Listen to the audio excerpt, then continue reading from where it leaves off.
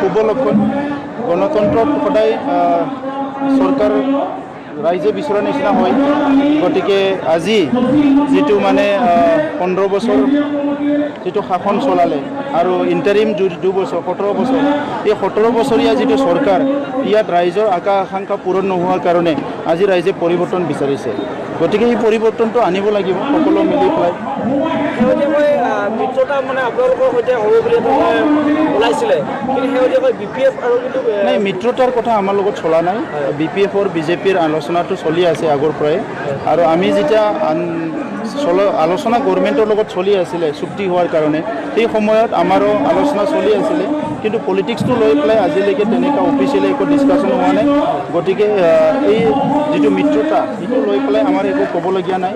এতিয়া ৰাইজে পৰিৱৰ্তন বিচাৰিছে, UPPL দলত যোগদান কৰিছে, আৰু UPPL হিচাপে আমাৰ যিটো কমিটমেণ্ট, আমাৰ যিটো দায়িত্ব যে ইয়াত ভাল শাসন এটা আনিব লাগে, দুৰ্নীতি ভ্ৰষ্টাচাৰটো সমাপ্ত কৰিব লাগে, আৰু এটা চুক্তি হৈ যোৱাৰ পিছত আজি উগ্ৰপন্থী সমস্যাৰ স্থায়ী সমাধান হোৱাৰ পিছত যে ইয়াত উন্নয়নৰ কাম চবে মিলি কৰিব লাগিব।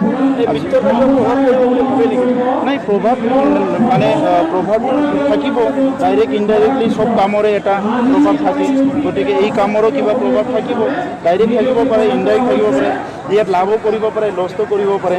গতিকে সেই প্ৰভাৱটো আজি এনালাইচিছ কৰা নাযায় কি প্ৰভাৱ থাকিব, কিন্তু আজি তেখেতসকলৰ যিটো চৰকাৰ চলি আছে সেইটো লৈ পেলাই আমাৰ ক'বলগীয়া নাই। আৰু BJP দলটোতো বহুত ডাঙৰ দল, ৰাষ্ট্ৰীয় দল হয়, তো তেখেতসকলে চিন্তা কৰিব এই 32 লাখ জনসাধাৰণক কেনেকৈ তেখেতসকলে ন্যায় দিব, উন্নয়ন দিব।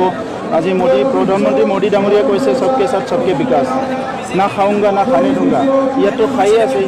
তো এই খাৱা চৰকাৰটো কেনেকৈ আমি ইয়াৰ পৰা গুচাব লাগিব, এই কামটো চবেই মিলি কৰিব লাগিব।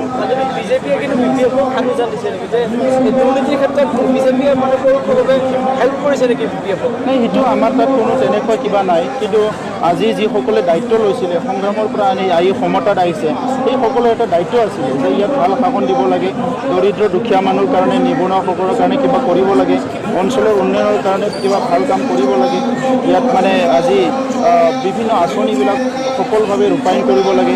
এইবিলাক নোহোৱাৰ কাৰণে আজি ৰাইজে ফেড আপ হৈছে, আৰু সেইকাৰণে চবেই পৰিৱৰ্তন বিচাৰিছে।